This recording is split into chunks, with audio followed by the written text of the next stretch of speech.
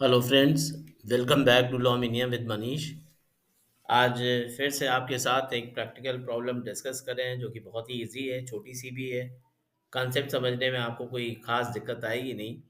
और इसमें थोड़ा सा होमवर्क भी मैं दूंगा। अगर आप इंटरेस्टेड हैं तो प्लीज़ आप उसको जो है जवाब ज़रूर दीजिएगा कमेंट बॉक्स में लिख के। तो आज हम लोग प्रॉब्लम 10 डिस्कस कर रहे हैं। अभी तक 9 प्रॉब्लम्स डिस्कस कर चुके हैं। और आशा कर रहे हैं कि आप जो भी लोग इसको देख रहे हैं, सुन रहे हैं, समझ रहे हैं, वो इंटरेस्टिंग उनको लग रहे होंगे। ठीक है। तो प्रॉब्लम नंबर 10 में आज की प्रॉब्लम है। पहले मुझे प्रॉब्लम एक बार मैं पढ़ के दिखा देता हूँ, बता देता हूँ, थोड़ा सा समझा भी दूंगा।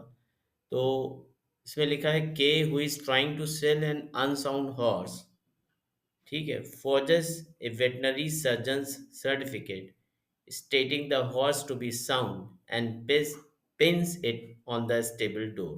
ठीक है, तो के ने क्या किया, एक अनसाउंड हॉर्स था उसके पास। अनसाउंड हॉर्स का मतलब क्या हो गया, दिमाग से थोड़ा गड़बड़ था और प्रॉब्लम क्रिएट कर सकता था, विशियस इन नेचर था, मतलब कि बिदकने वाला घोड़ा, ऐसा कुछ होगा, थोड़ा दिमाग में प्रॉब्लम होगी। तो that forges a veterinary surgeon certificate.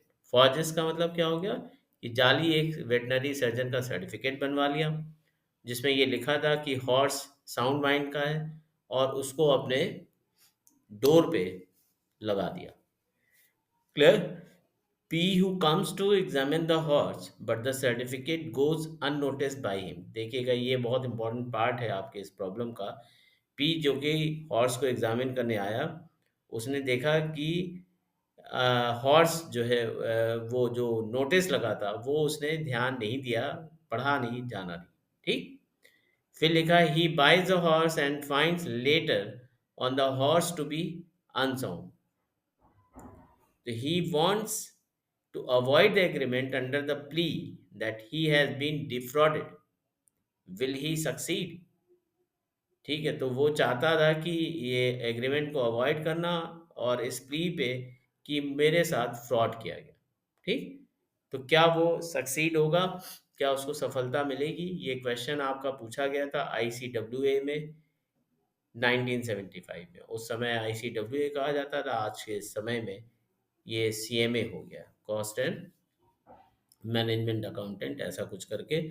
ये पहले आईसीडब्ल्यूए हुआ करता था, Indian cost and work accountant. ठीक। तो इसके 1975 में ये क्वेश्चन पूछा गया था, बहुत पुराना है।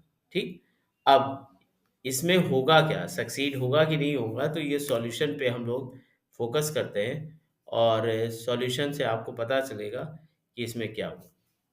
तो इसमें सॉल्यूशन में लिखा हुआ है P will not succeed even though he attempted to defraud by putting up the surgeon's forged certificate as to the soundness of the horse. ठीक, बी सक्सीड नहीं करेगा। क्यों? भले ही उसने अटेम्प्ट किया, एक जाली सर्टिफिकेट लगा के हॉर्स के साउंडनेस पे बात करी, और मतलब ये सर्टिफिकेट लगाया कि हॉर्स साउंड इन नेचर है, और ऐसा करके उसने अटेम्प्ट किया डिफ्रॉड करने का। लेकिन प्रॉब्लम क्या हुई, लिखा है P was not influenced by it. P ने तो उसको पढ़ा ही नहीं है। अगर पढ़ा होता तो ये मानते कि यहाँ पे इनके साथ फ्रॉड हुआ, कि उन्होंने लिख के रखा हुआ था कि हॉर्स साउंड माइंड का है, बहुत अच्छा है, और इन्होंने उस स्टेटमेंट को जाके पढ़ा, उस पे बिलीव किया, और उसके बाद जो है वो हॉर्स खरीदा। अगर ऐसा होता तो जो है पी सक्सीड करते। लेकिन यहाँ क्या लिखा है, P was not influence by it, मतलब उसने पढ़ा ही नहीं, देखा ही नहीं, है नहीं। And P bought the horse after his examination and not on the basis of the certificate. तो वो सर्टिफिकेट देख के नहीं उसने खरीदा। उसने कैसे खरीदा, उसने खुद एग्जामिन किया और उसको लगा कि हॉर्स ठीक है, और उसने खरीद लिया। ठीक। अब यहाँ पे जो आपको देखना है मेन बात, लिखा है section 17 of the Indian contract act says that an attempt at deceit which does not deceive is not fraud। हमने अटेम्प्ट तो किया आपको जो है डिसीव करने का, आपको धोखा देने का, लेकिन आप उससे धोखा खाए नहीं, मतलब उसको आपने नोटिस ही नहीं किया, देखा ही नहीं, तो वो नेग्लिजेंट हो गया। तो hence we will not be able to set aside the purchase of the horse. अगर उसको पढ़ के किया होता तो सेक्शन 17 में बेसिकली दिया क्या है, सेक्शन 17 में दिया हुआ है इंडियन कॉन्ट्रैक्ट एक्ट में फ्रॉड की डेफिनेशन। तो फ्रॉड तो तब होगा कि जो आपने अटेम्प्ट किया और उससे वो कन्विंस होके कर, अगर वो अननोटिस्ड है, उन्होंने देखा ही नहीं और उसको पढ़ के इन्फ्लुएंस नहीं हुए, तो फिर फ्रॉड कहाँ हुआ? आपने ट्राई बेशक किया, लेकिन वो नोटिस ही नहीं हुआ, वो देखा ही नहीं, पढ़ा ही नहीं और उन्होंने खुद एग्जामिन करके हॉर्स खरीदा। तो ये जो है फ्रॉड माना ही नहीं जाएगा और पी इसमें सक्सीड नहीं करेंगे। उनके ऊपर कोई जो है क्या कहते हैं, जो दूसरी पार्टी है, वो जो है लायबल नहीं होगी। ठीक? दूसरी पार्टी कौन है? के। ठीक? अब यहाँ पे नेक्स्ट आपको जो बहुत इंपॉर्टेंट पार्ट है उस पे बात करेंगे। रेफरेंस बहुत छोटा सा है और इसमें आपको पढ़ना है कि फ्रॉड की definition section 17 of the Indian contract act क्या दी हुई। ठीक? ये बड़ी इंपॉर्टेंट है।